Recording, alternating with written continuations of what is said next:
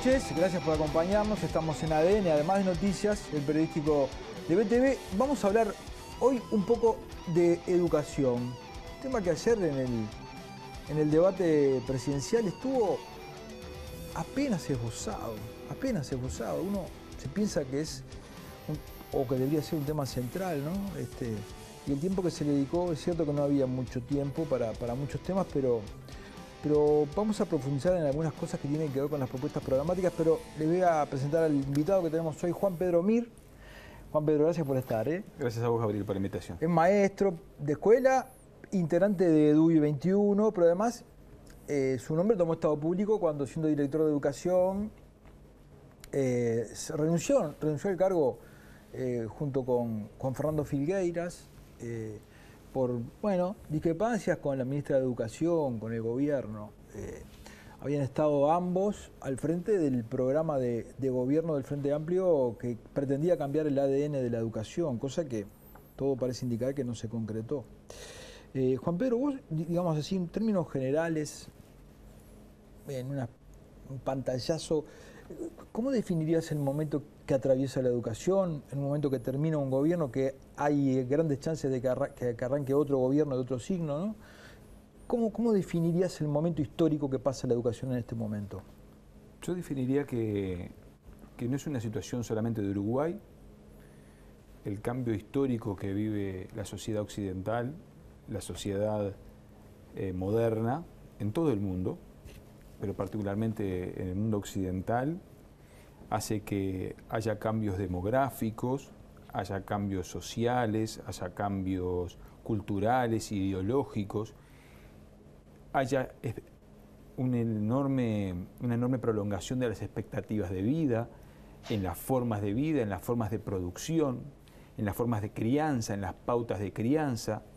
Somos una sociedad donde la gente vive cada vez más años y en cierta forma aumenta su calidad material de vida, pero por otro lado hay una gran fragmentación social, una gran fragmentación cultural.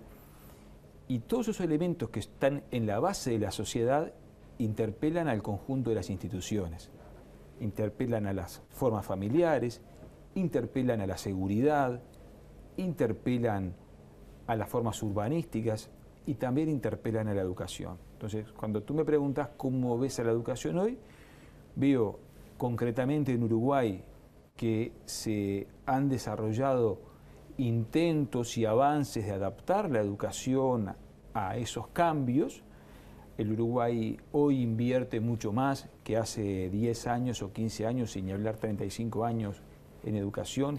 Invierte tanto las familias en forma privada como el Estado en su conjunto, porque la educación es para toda la vida y se forma para una educación para toda la vida, pero no, lo que nosotros desde DUI 21 consideramos es que en general Uruguay no se ha dado cuenta de la necesidad de transformaciones estructurales en el sistema educativo que hagan posible acompasar los cambios educativos a los cambios que se están dando en la sociedad.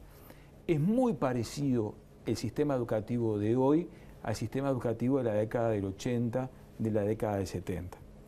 Si yo hoy entro a una sala hospitalaria, no va a ser, si yo entro a una sala hospitalaria, si yo tuviera una máquina del tiempo, ¿no?, y viajara a una tienda de campaña, un hospital de 1900, y entro hoy a cualquier hospital, entro a dos lugares totalmente diferentes. Si entro hoy a un aula, y entro al aula bareliana de la década de 1870, no es algo muy diferente. Qué buena esa comparación, ¿eh? Qué Sí. buena esa comparación. ¿Vos qué pensás? Porque capaz que se la pregunta como el huevo y la gallina, ¿no? Pero, ¿qué está primero? ¿Vos pensás que la fragmentación social, con toda su multicausalidad, incide en los niveles de educación que tenemos, o la educación incide más en los grados de fragmentación? No sé si es clara la pregunta. Eso está muy estudiado, Gabriel. Eso se estudió en lo que se llamó la nueva sociología de la educación a partir de 1960, que los educadores se hicieron esta pregunta, los sociólogos sobre todo, ¿la educación reproduce o genera cambios? Y ahí se abren distintos autores. Nosotros adscribimos a la visión tradicional de la sociología en este sentido que la educación hace las dos cosas.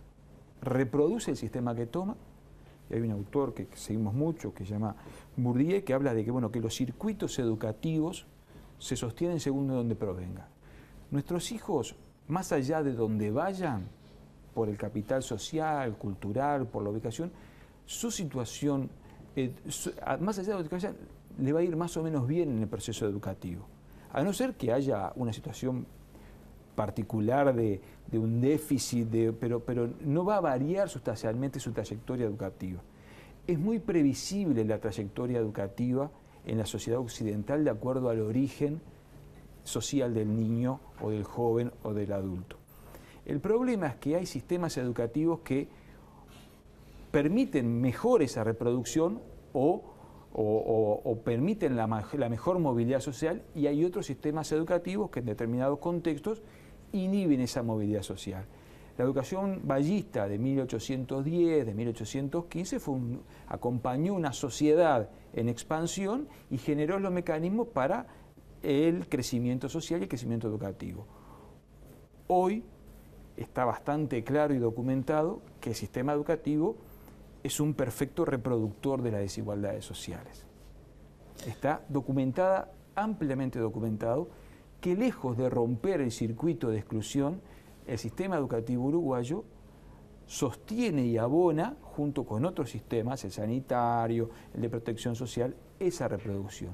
Es muy probable que un niño que nazca en situaciones de exclusión social tenga un circuito educativo acompañado, que no es culpa de la escuela, no hay culpa acá, que una forma de entenderlo es la fragmentación social, los problemas familiares, los problemas de exclusión en territorio, etcétera, etcétera.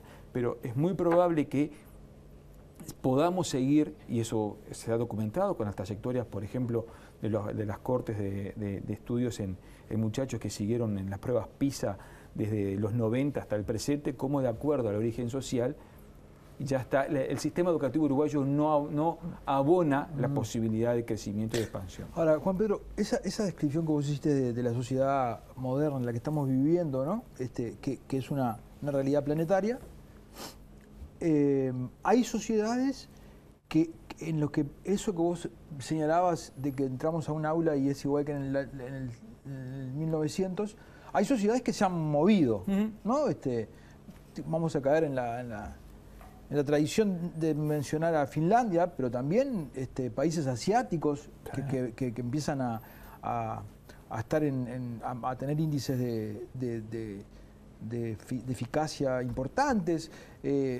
¿Por qué esta sociedad uruguaya, por qué Uruguay no pudo, no ha podido ayornar?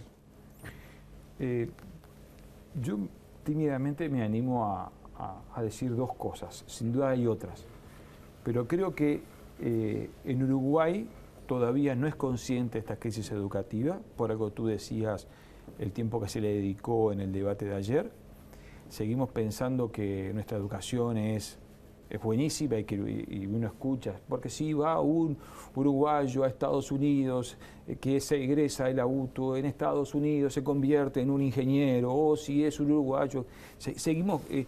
Pero cuando vos decís que no se ha dado cuenta, ¿te estás refiriendo a la masa crítica, digamos, de que la sociedad, o a la élite, que es la que tiene que liderar esos cambios? Nadie, ni unos ni otros. ¿Y cómo es posible, Juan Pedro?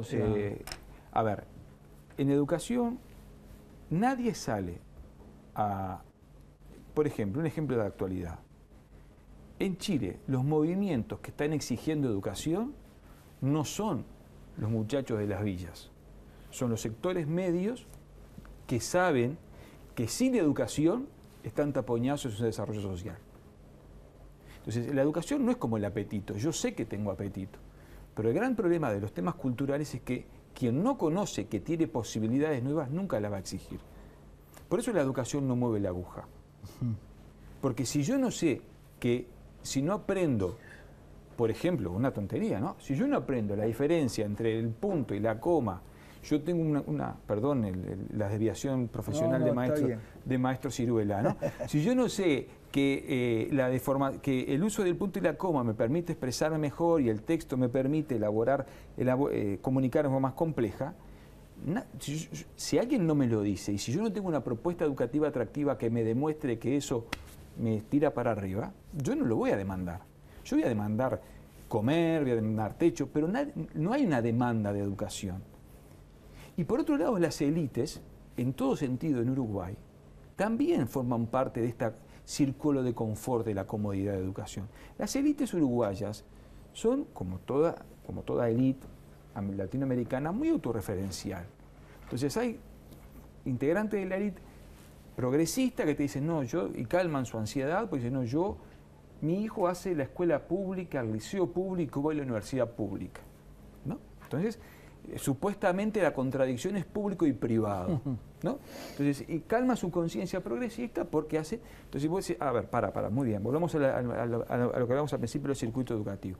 ¿En qué parte de Montevideo, qué ciudad del interior vivís vos?